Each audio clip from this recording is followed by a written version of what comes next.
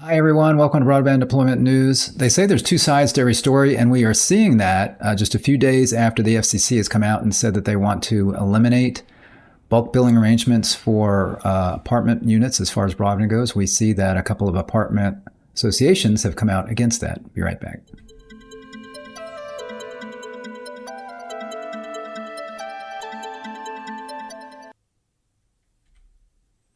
Hi, Rick Husey here with Broadband Deployment News. So the other day I did a broadcast about a letter or press release from the FCC, Jessica Rosenworcel, where she wants to eliminate bulk billing arrangements between apartment owners and broadband providers. You know, for example, usually what will happen there is like a cable company or somebody will come in and they will have an agreement with the apartment building where they will do bulk billing so that everybody in the apartment building can get broadband service at a certain price, but that doesn't mean that they actually have to take it. So the folks in the apartment building don't necessarily have to take it, but they have to pay for it. So, and this obviously can is not conducive to competition, which one would think is not conducive to getting the best price and competitive services, those kinds of things. It's kind of a locked-in monopoly there in that building. So the FCC, again, is trying to eliminate that. And just a few days after that came out, I was going to talk about this. So you see this letter from, this is here on the National Multifamily Housing Council. So it's this association and one other here that's named in the press release that put this out. So Biden administration's proposal on bulk internet billing for apartment residents hurts renters' access. So I linked to this. I also linked to the stream that I did the other day about this if you want more information about what the FCC is doing there. And basically, again, they want to eliminate these bulk billing arrangements. And what they're planning on doing now is circulating that among the commission and then most likely doing a notice of proposed rulemaking, because I think they would have the votes to do that, to get that notice of proposed rulemaking out to do that. And then that goes out to the public, including folks like these associations and as well as apartment dwellers and ISPs and others, and they can then comment on that. So these two associations will have an opportunity to comment publicly related to that, but they've commented kind of preemptively here in this press release that they did, which I was just going to look at real quickly. So you see here, Biden administration moves to increase broadband costs, reduce competition, and disconnect rental housing residents from reliable internet by eliminating bulk billing from broadband service providers. What's interesting as we read through this, and just even here in the little sub-headline, everything that they say is kind of the opposite of what the FCC was saying. So again, two sides to every story, looking at things from two different angles. So they're saying this would increase costs and reduce competition and disconnect rental housing residents, whereas the FCC is saying what they want to accomplish by getting rid of the bulk billing is to increase competition, reduce cost, and to make sure that everybody can get access to good broadband, from more than one operator. So you see here the National Multifamily Housing Council and the National Apartment Association are concerned by the Biden administration's announcement proposing a ban on broadband bulk billing arrangements. Specifically, this misguided proposal, which was included in yesterday's White House announcement, purportedly lays out the groundwork for a rulemaking process at the FCC aimed at boosting competition. In actuality, it would do the opposite. So you have to wonder sometimes, and you see this a lot in our very divided society, where one side will be looking at something and they'll see the total opposite, and that's what I'm seeing here. So to give them the benefit of the doubt, I'm going to read through this, but I'm not quite sure I agree with them. Again, they'll have an opportunity to comment publicly if that notice of proposed rulemaking goes out. But I would expect that those who have a stake in this would have their position. And I'm surprised I haven't heard yet from, let's say, some major cable operators or others who may have these bulk billing arrangements, because it's going to tend to be the larger ones that do that will come in, and they may have put in the coax cable in the building if it didn't have it already, and then they're providing service. And again, they do this bulk agreement, and then they are the provider in that building. So I would expect that they have some skin in the game, and they would like this to not end. They like the opportunity of having the bulk billing and being able to have that infrastructure in the building be for their use, and that they get the subscribers there. But these two apartment associations are interested in this as well on the other side. And that may be because with these bulk billing arrangements, it's good for them.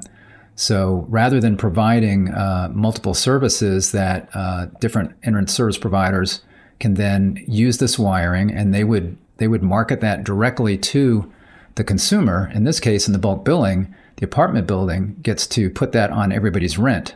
So that's more revenue for them. And then there's obviously a share with the provider that is providing that service. And I think a lot of times it is on every single tenant's rent. And therefore, they're getting that money whether somebody takes it or not. So that would be the reason I think that these folks would be coming out against this. Banning bulk internet arrangements or agreements will harm residents and disincentivize investment in broadband service, especially in low-income, smaller, and more affordable multifamily communities who struggle the most to get connected. Well, again, I don't know why it would disincentivize investment, because one of the things that this will do is it will open up some of these buildings that have only one operator in there, and it will provide an incentive for others to come in there and provide their service over that infrastructure as well, and not have to think about the fact that people are already paying for broadband. So whether they want it or not, it's there, and they might as well take it if they're getting it because they're having to pay for it. So it actually opens up more options for people. It provides more incentive, I think, for other operators to come in and do that. And I don't see the impact. I guess if one large MSO is going into these lower income areas, then they're there. And if they're not, then why aren't they there? Then how is this impacting that if they're not there already? Worse, it runs in direct opposition to the historic federal investments and resources being poured into communities of all types to bridge the digital divide by eliminating a cost-effective, quick, and reliable solution to improve broadband access and adoption. So I guess the point there is that, if some operator wants to come in and make this arrangement, then they make sure everybody can get access, and the price is negotiated. It mentions that here in a minute. But again, I don't see how that would improve the situation as to, let's say, the opposite, where anybody can come in and use that. And by the way, I linked, I mentioned this in the other broadcast as well, and I linked to it in this as well, the description here. But there's a technology where in these locations, if there's already coax cable, or even if there's not coax cable, if you've got twisted pair, everybody's got a phone line running to their apartment, right? They might not have a cable line running to their apartment. They most likely do, maybe, I don't know. They most likely don't have fiber if it's an older building. But these brownfield kinds of apartment buildings, there's excellent opportunity there for internet service providers. And a lot of times they will run their fiber right past the building because they know the building is not wired with fiber and they don't want to have to rewire it. Or there could be an incumbent provider that's got this bulk billing that they do not want to then try to compete with them in a situation where they've got this agreement already with the apartment building. So it's a very untapped market. If you're an internet service provider, I linked to a page, it's on our website, about G.hn, and that is basically, it's gigabit home networking, but it is something where you can, in an apartment building, you can connect every apartment in the building over the existing wiring, whether it's coax or twisted pair. You don't need to have fiber in there. You just run a multiplexer to the curb or to put it in a closet.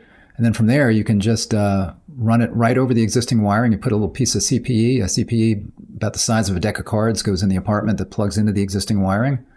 And then from there, it's Ethernet to a router. If you want to go to a router or straight to a PC, it could be a Wi-Fi router, something like that. And you've got somebody connected. So you can do it one resident at a time, one apartment at a time, not have to rewire the building. So there's excellent opportunity here. And what the FCC is doing here is taking away one of the hurdles for smaller internet service providers, in that if you don't have these bulk billing arrangements, then that opens up the ability to, again, sell the service into that apartment building without worrying about a competitor in there that's already got basically the market sewed up, if you will. So again, this is a great option, for others, for internet service providers. It's a very much untapped market.